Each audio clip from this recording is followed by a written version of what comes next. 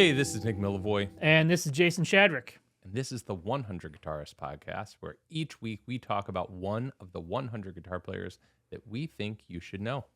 That's right. And this week we are talking about one of our favorites, Mr. Nels Cline, probably most famously of Wilco fame. But as we will learn in this episode, his discography goes way, way, way past Wilco. That's correct.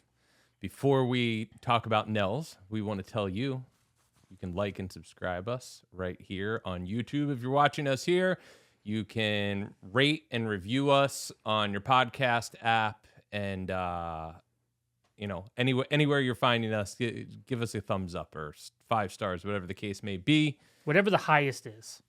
Whatever the highest is. And get at us. We like to hear from you. You can write us at 100 Guitarists at premierguitar.com, or you can text or leave us a voicemail at 319-423-9734. As you'll hear today, we love to get voicemails from listeners and we have a dialogue about the artist we're covering. Today's episode is brought to you by Jam Pedals. They develop handmade, meticulously crafted effects pedals in Athens, Greece. And as they approach their 20th anniversary, Jam Pedals remain committed to pushing boundaries, blending vintage circuits with modern advancements to create timeless products. Each pedal is designed with minimal controls to ensure ease of use without compromising rich, dynamic tones. No matter how it's dialed in, the sound is always top-notch. Jam Pedals' one-of-a-kind custom shop specializes in point-to-point wiring, custom artwork, bespoke multi-pedal builds, tailored to meet each customer's specific needs. Since their early days, Jam have earned the endorsement of an impressive artist roster, and their pedals have become mainstays on the boards of guitarists such as John Scofield, Nels Cline, Bill Frisell, Greg Koch, Graham Coxon, Jim Campolongo, Andy Timmons, and so many others. I gotta say, every time I see a Jam pedal on somebody's pedal board, I immediately notice it, and I always think that they look so cool. But even more importantly, they do sound amazing. I've always loved when I'm plugged into a Jam pedal. Yeah, I like the Harmonious Monk, the harmonic tremolo that pedal show guys did, and I like the Rattler and the Delay Llama. Those are probably my favorites.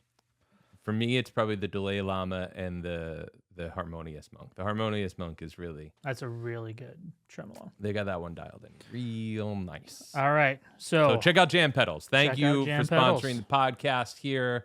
What a perfect sponsor to talk about Nels Cline. So we have 2 kind of big buckets we're going to talk about. One, we're going to talk about our 3 favorite Nels records. That's right. We have a bunch of calls to get through. But first, let's try... I know Nels a little bit. You know him. You've played with him. So let's try and define Nels' sound. Yes. So to me, Nels' sound is, and I remember that first, I think we've only done one rig rundown with him. I remember it was in Des Moines. It was 10, 12 years ago, probably. Probably at this point, other than whatever Jazzmaster he had. Everything is different. Everything has changed. Everything. He had literally a table of pedals, I believe. That his sound is very, like you said, Jazzmaster. I feel like that sound of that guitar is really inherent, and it's very an affected sound. Mm-hmm. He has had situations where his tone hasn't been as affected, not using nearly as many pedals, but to me, that kind of soundscapey, very... I don't want to say not pure, but like he makes sounds with a point to them. Like, I want something to sound like X, so I'm going to use these tools to make it that way. That to me comes to mind when I think of Nels' sound. Yeah, for me, I think of Nels' sound. He's drawing from so many different places and so many different guitar players. In fact, I don't know, did you ever look at Nels' website like 10 years ago or 10 or more years ago? Might even be more like 15 or more years ago. Early version of his website where he would write long blog posts. I feel like I have. Yes, that's ringing a bell. He had his own 100 guitarists. I'm pretty sure it was 100 guitar players that inspired him. And he's going to be so mad we ripped off his idea. Yeah. Sorry, Nels. And it was a really cool list. I've looked at that list a lot. There was some great stuff on there. Nels, I don't think that stuff exists anywhere. Bring it back somewhere. Let's just send it to us. We should figure that out. There was a really great just to go off the rails here for a moment. There was a really great piece that I know that I read, so many of my friends read. I don't know if you've checked this out. It was called Amp du Jour, and it was a journal of a 2-week tour he did, and every amp he got as a backline amp along the way. Did you ever see this? No, This was like the awesomest thing. It led me to buy a Fender Pro Junior. That was his favorite amp to get on tour. His least favorite amp was a Twin, if I remember correctly. Maybe there was a Marshall in there that was like really inappropriate for the band, but like a big, giant, loud Twin was also inappropriate. But he got the Pro Junior was the thing that he really vibed on, and I ended up buying a Pro Junior. I have like several friends who at that time like bought Pro Juniors, and I wish I still had mine. I don't know why I don't have my Pro Junior, but that was a great piece. There were some other great pieces on there. So anyway, but Nels has his 100 guitar players, so it's like defining his sound. I think he would define it in a very big way. But for me, what I hear is first and foremost, I hear Nels coming from a rock perspective, and I think the rock guitar player I hear the most. There are people like Jeff Beck that I hear in his playing, but for me, it's Tom Verlaine, and it has to do with his articulation and the Jazzmaster whammy bar thing. I think that's like, I've always identified that in his playing. Then there's the Sonic Youth element of like bringing noise into like a virtuosic, like soloing context. And then 70s guitar jazz players, like forward-thinking players. I'm thinking like John Abercrombie, Schofield, and later Nels's peers like Bill Frisell, stuff like that. Metheny. I hear all of these things in there, and it sort of defines the way I identify Nels Cline's guitar playing. But, when he has jazz projects, that opens up other influences. He has a great album from a while ago that's a tribute to Andrew Hill, and that has some really great, like deep jazz stuff in there. There's going to be less Tom Verlaine and less Sonic Youth in there, though I think that stuff is always a part of it. So I could go on. What was the first thing you heard of Nels? The first time I heard Nels was an album I want to talk about a little bit later, Mike Watt's Contemplating the Engine Room. And I heard that, and I had heard of Nels before. I might have even heard him before, but I knew of him in this context as I was getting into like really esoteric improvisation. I knew him as this like total freak. And maybe, I think people had played me like clips of him improvising, but it's sort of all mashed together with like Henry Kaiser and Fred Frith and like, all these other players. But the first time I really heard him, it was like, this guy, this is going to be one of my guys right here, was Contemplating the Engine Room. The first album I bought was his duo with Greg Bendian, where they cover John Coltrane's Interstellar Space. And that like just blew my mind when I heard that one. How about you? It was when he joined Wilco. Okay. And it was, I probably had read about him in guitar magazines at some point, but as some not fully enlightened kid just learning how to play guitar, I didn't necessarily trace, anytime I read about somebody in a guitar magazine, I didn't fully trace. It wasn't as easy to go and just find everything that person did like it is now, Yeah. And no, exactly. To get that Interstellar Space, I had to like special order it from a weird record store and like, the dark it was web. the whole thing. Yeah. But I remember hearing, he joined Wilco. I was like, okay, cool. I think I've heard that name before. And then I'd seen Wilco with him. I was like, man, this guy's incredible. And then that's when I kind of went back and looked at his discography and realized had been putting out records for 20 years at that point, But yeah, I was more like got into his playing really in Wilco and then went backwards. All right. So before we talk about our favorite records, I want to bring in a couple calls we got that sort of define what Nels Cline sounds like. So our friend Anthony Pirog, friend of Premier Guitar, friend of the podcast, excellent guitar player from the Aesthetics and many, many other projects. He called in. He's worked with Nels. He knows Nels, and he shared his insights on Nels's playing. I'm going to try to keep it short. I'm not sure I'm going to be able to, because Nels is my hero. So the first time I heard him was on the Interstellar Space Revisited record, the duo record they did with Greg Bendian.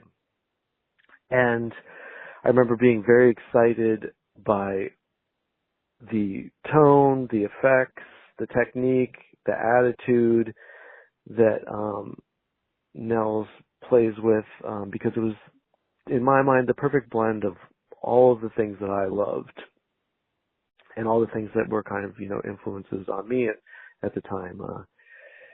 My reaction was kind of like, the first time I heard it was like, this is, the perfect blend of Pat Martino meets Lee Ronaldo meets, Fred Frith's kind of pedals usage. So it really helped me kind of see that it was possible to take all of these different styles and mix them into some kind of cohesive voice. This kind of approach, almost genreless approach, was exciting to me with Danny Gatton too. But Nels, the way that he played and the attitude that he was using, really spoke to me. Yeah, so that's like, I feel like, Anthony is using different references there, saying Pat Martino, Fred Frith, and it's a similar set of things he's sort of putting together there. Yeah. I don't hear him. I don't know. I know I'm sure he's a huge fan of Pat Martino. I don't hear as much Pat Martino in his playing. Although I'm sure he would probably say that Pat was an influence. I definitely hear a lot of John Abercrombie in his playing. And when John passed away, Nels wrote a nice little remembrance piece for us. That's right. Which was really, really good. Yeah, that's a great piece. Nels is a great writer. Yeah. He should write more. Hint. So we have another call from another friend of the podcast. This is Frank Silvestri from Philadelphia called in. Here's what Frank had to say. The beauty of Nels's playing is that, in my opinion, he lives both within his influences and transcends them into a completely new art form. There is absolutely nothing that he can't bring his unique vision to. His influences range from things like the Byrds, the Yardbirds, Jimi Hendrix, John Coltrane, Tom Verlaine, John McLaughlin, and all of this meets in the more modern times with a host of jazz composition touchstones. He's obviously really well known and appreciated for all of his incredible work in Wilco since 2004, and I would suggest checking out Art of Almost if somebody wants to hear what Nels can do in that context. But there's so much more to his sound. The stuff that he does on his solo records, there's an ECM-like track from Coward called Prayer Wheel, which I just keep going back to, which is unbelievable. His gorgeous soaring covers of Carla Bley and Annette Peacock tunes that are such an important, beautiful part of his live sets, including those with his latest supergroup, which is called the Concentric Quartet, featuring Tom Rainey, Ingrid Laubrach on saxophone, and Chris Lightcap on bass. I'd also encourage listeners to check out Glad to Be Unhappy, which is from his Lovers record, which, as Nick knows, was performed in Philadelphia. Seems like a long time ago now. Absolutely gorgeous big band chamber orchestra record that is just dazzling, and we keep coming back to that over and over again. Of course, you need to check out his full-on improvised solo sets, replete with his vintage Electro-Harmonic 16-second delay, doing that Frippatronics thing, simply not to be missed. And finally, I'll just leave you with this. Nels is a true ambassador of music, a professor of music, and a gem of a human being to boot, someone who I'm totally honored to call a friend. All right. Thank you, Frank, for calling in. Man, that's a really great set of touchstones in Nels's work for anybody to go to. I love all of those things. Coward was an album that when it came out, I listened to a lot and kind of forgot about, honestly, until we were putting this together, and I revisited it. Great record. All right, so let's talk about our favorite recordings of Nels Cline. I have a long list in front of me, and I promised I would only pick 3 and maybe an honorable mention. I have 3 We'll and an honorable see. mention. So why don't you start? We'll go 1 for 1.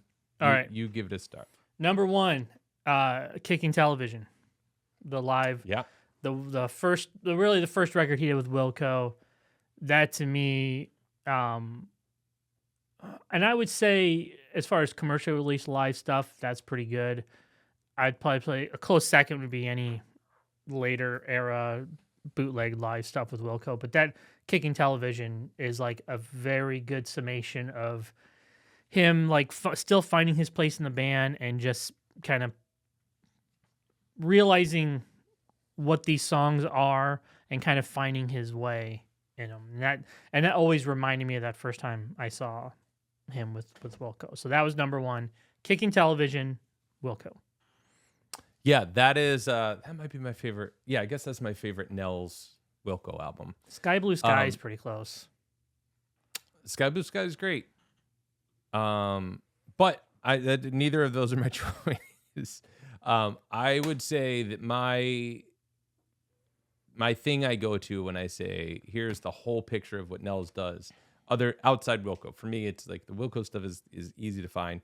So what's beyond Wilco? It's the Nels Cline singers, and my favorite singers album is the album Instrumentals. I think that band, especially that phase of that band, is so. Those guys play together so well. There's so much energy. They're so sympathetic to each other. They have like such a shared giant vocabulary together. I've seen them a couple times in that version of the band, and it's always been like this stellar, mind-blowing thing. Instrumentals, you could sub that out for the album Giant Pin. I also love that one. I went back and forth between which one. Ultimately, Instrumentals has the song Cause for Concern, which is my favorite Nels Cline composition. Mm-hmm. So, all right, that's my choice. What do you got? All right, number 2, Lovers. Mm-hmm. It's really, really good. It's really good. And I wish they would have played, done more live shows with it. But I get that's a hard show to put on. It is a hard show to put on. In fact, I'm familiar with the show. Yes, that was put on. And I guess this is a good spot. I'll talk about, there's a secret Nels Cline Lovers album that exists. That doesn't exist. Not a secret There's a anymore. secret. What's that? Not a secret no more, no. So Lovers, I love the album Lovers. When that came out, I was so excited. It's a double album. It's like mood music is the idea, is the concept behind it, which is something I totally vibe on, 60s mood music. And, he does cool things like do an arrangement of a Sonic Youth song, the song Snare Girl, in that style, which is like, such a Nels Cline thing to do.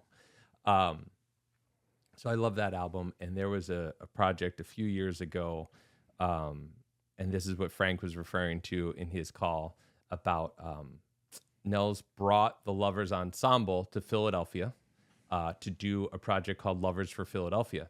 And he did a whole new album of arrangements of songs by Philadelphia-based composers. It was put together by Ars Nova Workshop, which is an arts nonprofit here in Philadelphia. And so I was asked to play the second guitar part, which on the original Lovers record is Julian Lodge's part. And so we did a set of the Lovers material from the record, took a break, and then did a set of this new Lovers for Philadelphia record. And man, playing the Lovers stuff from the record was this totally amazing experience. And then playing a whole new set of this large ensemble, 17, 18 people, was totally incredible. There's an NPR film about it that you can find from Jazz Night in America, but it only contains, I think it's 50 minutes of music taken from both sets. So you only get a couple songs from the Philadelphia album, but it doesn't exist. That was it. That was the only time this music was ever performed. But there was some really, really deep cut Philly music, Philly soul. So we did, the standout for me was that Nels and I did a duo performance of Eddie Lang's April Kisses, which honestly, I was not a deep Eddie Lang fan before that. That really opened up Eddie Lang for me. And I did a big deep dive after that, which, we can talk about Eddie Lang anytime you want. I'm excited about Eddie Lang. We did Brenda and the Tabulations. There's a song that's like a deep cut Philly soul song. We did the closing pieces, La La Means I Love You. There was a Bayard Lancaster song in there. I don't have the list in front of me, and it was 5 years ago. There was, anyway. So it wasn't, no studio recording exists. The only recording that exists is on some hard drives, as well as some of the songs are in this NPR documentary. Mm-hmm. All right, so Nels. if you look up Nels Cline, Lovers for Philadelphia, it's up there. We need an update on the Philly sequel. Yeah, it was a very special event, and getting chosen to do that was very, very cool. So, yep, my album, Lovers. Okay, so I'm not going to pick Lovers because I was going to pick Lovers, and we talked about it. I will say that let's get weird with it. Nels Cline, Jim Black, Tim Byrne, The Veil. Do you know that record? I do not, but with those names, probably not a lot of toe tappers, if you will. Man, it rocks so hard. That is like such an avant-garde supergroup. I'm a huge fan of Tim Byrne and Jim Black. If you're not familiar with either of those guys, I think that this record is one to start with. It hits super hard. They have a great improv language, and it's like, this is a pretty out there one. I would say that, Anthony mentioned the Interstellar Space record. I mentioned it. That was like pretty out there, but those tunes are like more identifiable than this is like that way out. All right. Next, I have to go. Maybe it's just recency bias. Currents Constellations by the Nels Cline 4. Great record. Yeah. So it's Nels, Scott Colley, Tom Rainey, and Julian Lage.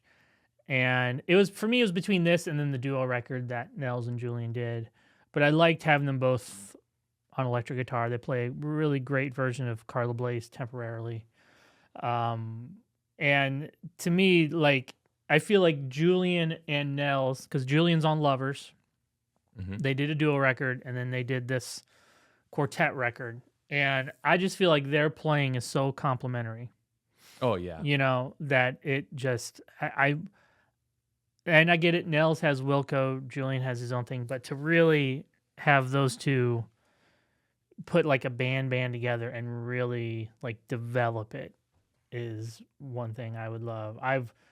This came out in 2018. I've never seen. Have you ever seen a Julian Nels show? You probably have. Yeah. I saw them do this in a barn in New Hope, Pennsylvania. I didn't know what I was getting into. I just knew it was at a barn. And went up there. It's this beautiful farm owned by, I think the story is a racehorse veterinarian who has this beautiful barn with a stage and an amazing sound system. And this band played, and it was this lineup? Totally this idyllic setting and incredible set. Was it this lineup? Yeah, it was this lineup. So no, be my Scott Colley wasn't playing bass. Devin Hoff was. Oh, okay. So those are my three. I have a honorable mention we'll get to after your third. Okay, so my third is, I mentioned it before, Mike Watt's Contemplating the Engine Room, which is a punk rock opera written by Watt. It's, like I said, is the first thing I heard of Nels and knew I was hearing Nels, and really tuned into it. And this is like the rock side of Nels' playing. He uses like a fair amount of effects on here. It's not like, he's not plugging straight into an amp, but there are, he's kind of more of a stripped down, like rock and roll sound. I think that I was listening to it this morning and thinking that the Verlaine thing is of the records that I mentioned, it's probably most present here. Not that he doesn't sound like Tom Verlaine at all, but just that the types of lines he plays in a rock context. His sound is awesome. And Watt is Watt is like a punk rock folk hero, and hearing him and Nels together is so awesome. They've done a few things together, and to me, this is the one. This is for me, it deeply inspired the way I play rock music.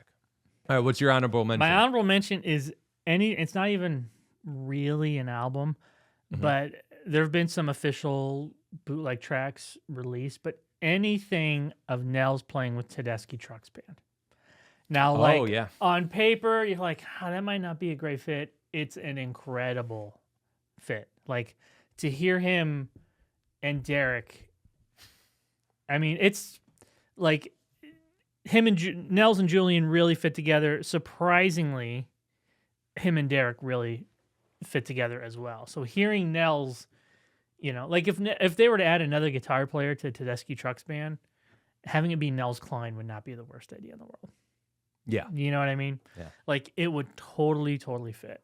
So they put out a Live at the Beacon EP Tedeschi Trucks did, and Nels plays on one of the live tracks, and it's well worth searching out. It's great.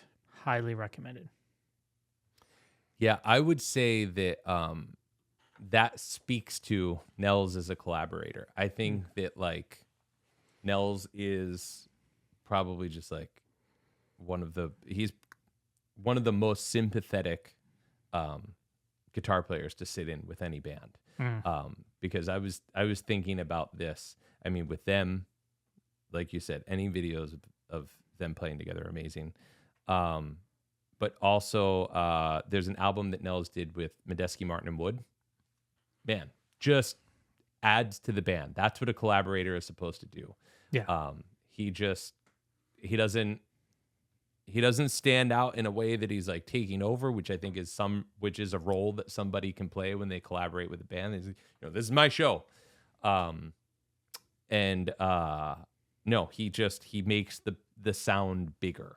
Yeah. And I think that, that's what he did with Wilco. When he came into Wilco, I remember thinking like, is Nels just going to like rip all over these tunes? Which at the time I was like, yeah. But he didn't. He adds to the sound of the band. He adds color. He adds texture. It's like, just this dimensionality to that band sound that, that's the best thing. I've been lucky enough to have Nels sit in with my own band a couple times, and have also felt that feeling when we've done that, and it's very cool. He's really, really great at that. Dig it. So we got a couple calls from people who wanted to share their favorite tracks and favorite songs from Nels. So here's Alex Kallenberger, who's a guitar player from Portland, Oregon. First record I ever heard, I was working in a Pennsylvania record shop, and I heard about this guitar player, Nels Cline, and ordered the record. At the time, it's the Nels Cline Singers Instrumentals record. Yeah. Didn't know anything about him, just had heard it was a cool record, and got it into the shop, put it into the CD player in the shop house system, and the first song, A Mug Like Mine, started playing, and it just blew my mind. I was a big master rock fan growing up as a kid, and at that time, like, wasn't really listening to that style anymore again, but this was totally different. The guitar player was just fluid, aggressive, angular, and just out of this world. So forever a memory of mine, listening to him, and been a fan ever since. And that was 2002, I believe. All right, so another vote for instrumentals there. Man. Yeah, that first track is pretty ripping. Do you know that record? No, I need to check it out. I know what you're going to listen to this afternoon. Yes. All right, friend of the podcast, Maggie Summers, called in and shared some of her picks. I wanted to share two Nels performances that have really stayed with me. One was at a house concert, and I wish I could remember who he was performing it with. But it was a Charlie Hayden piece called Pacific Pine Highway, and it was just riveting and beautiful, and so much feeling, and I just loved it. And then the other was a performance I know you're familiar with when Lovers was performed in full at Union Transfer. Just an amazing, memorable night. Would actually love an encore performance of that. All right. Thank you, Maggie. Yeah. Do you have a favorite time you've seen Nels play? I've only seen him a couple times. One was with I've seen him twice with Wilco, and then once in a trio. I'm blanking on who was in it right now. It could have been the singers, Amendola and Devin Hoff, right? Yeah, and then later Trevor Dunn. Okay, I don't know if it was Trevor or Devin, but it's definitely Amendola on drums. It was in New York. Yeah, it's like every time you see him, it can be something completely different. Like That's the thing. It's been so many. I've seen him so many times. He has as you might guess, he has a special relationship, I would say, with Philadelphia, in that he just comes and plays here a lot. So I've been seeing him as long as I've been interested in like experimental guitar music. It would be hard to pin down a favorite performance of his. The one I would go to the most is I saw him do a set as part of the Outsiders Festival here in Philadelphia. That was him, Jamaluddin Takuma, and Chad Taylor. And I think it was 2 sets, actually, and just total improv set. And it was so awesome. I remember so much about what happened, and, just like Jamaluddin is the grooviest person on earth, and Chad is also the grooviest person on earth. And, so that was the vibe, and they pushed it so far and took it so many different places. And Nels is just like a master of sound with all that. So that's probably my favorite. Dig it. All right. So we should probably, we picked our favorites. Yep. And we're avoiding probably the most obvious thing to talk about. So I thought I wanted to make sure we hear from friend of the podcast, Alex Lewis, who wants to take us there. And we can talk a little about maybe the most obvious, most popular piece of Nels Cline's lead guitar playing. Long-time listener, first-time caller. And for some reason, I've decided I don't mind being the guy who brings up Impossible Germany. In significant part, because I'm curious to hear your thoughts on that song and Nels's performance on it, on the recording. But also just because it feels so important in my own history as a guitar player. I just remember I was a freshman in college, and I remember that song coming out, I think it was a single, and just hearing that the long guitar performance that's so beautiful in that whole song, and sort of that sort of epic slow dance of a solo that blossoms into the sort of television or even like Thin Lizzy, like double guitar narrative. Nels' little flourishes over the repeating riff that happens later in the song, shredding, noise. I still think it's beautiful, even though I probably haven't listened to it for a few years now. But yeah, curious to hear your thoughts on Impossible Germany. Thanks, guys. All right, Jason, what do you think about Impossible Germany? I mean, I think Alex nailed it pretty good. The Thin Lizzy thing, it's like, yeah, I could see that. I could hear that. Yeah, I never thought about the Thin Lizziness of that solo, but it's there. Yeah. It's guitar harmony that's not it's like it's this warm melodic guitar harmony. Yeah. It's not like this soaring epic thing. I mean, it's epic in a way, but it's more like a warm embrace. Like, oh, now Buddy's coming in and playing this line. I mean, that's probably one of the highlights of any Wilco live set. Yeah. It's him ripping through Impossible Germany. Yeah. Highly recommend. Go. Yeah, is that the most popular recording of Nels Cline? It has to be. And when Nels through no joined fault Wilco, of Nels. Yeah. I mean, like, it has to be. Like, I can't even imagine what number 2 would be. I mean, but yeah, that's the one. I remember when I saw them the first time, that was the standout of the set. I'm like, what was that? You know? When I've only seen Wilco with Nels once. Well, I've only seen Wilco once, and it was they opened for Neil Young, and it was some. They were touring on Sky Blue Sky. I don't know how long after it came out was, but I knew the song, and I remember I have a recording of that show, and it's really, really awesome performance. Hearing them do that live, and hearing Nels open it up, and I remember thinking, like, I remember specifically having the thought, listening to them do that live, and thinking, Nels Cline is the greatest rock guitar player. I mean, he's indie rock's most adventurous. That's for sure. Yeah. I mean, you know, Way to go, Jeff Tweedy. Good idea. I know. I would love to know, like, all right, we need another guitar player in the band. Who was the person say, you know what about Nels Cline? And I mean, I'm like, wow, that's a left of center thing. But again, on paper, maybe a little unusual, but in context, it totally fits, totally works. My understanding of that decision, based on nothing except stuff I've read in interviews and things like that, is that, Wilco were at a point where the band had been changing. Jay Bennett had left, and Jim O'Rourke had been involved with the mixing of Yankee Hotel Foxtrot, and then he was involved with Ghost is Born and the production of that, and he plays guitar on there as well. And I think that, there's a lot of, and Jim O'Rourke and Jeff Tweedy were doing a lot of stuff together. The two of them and Glenn Kochi have the band Loose Fur, which released 2 albums. First one had come out around that same time too.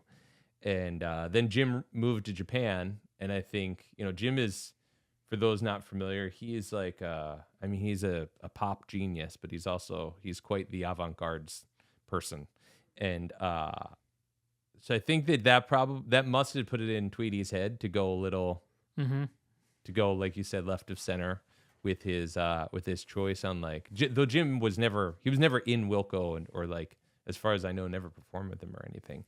But, Nels had been in a band called the Geraldine Fibbers, which I think had played shows with Wilco. So they had connected that way. Tweedy's a pretty hip dude. He probably also knew Nels' Weirdo records too.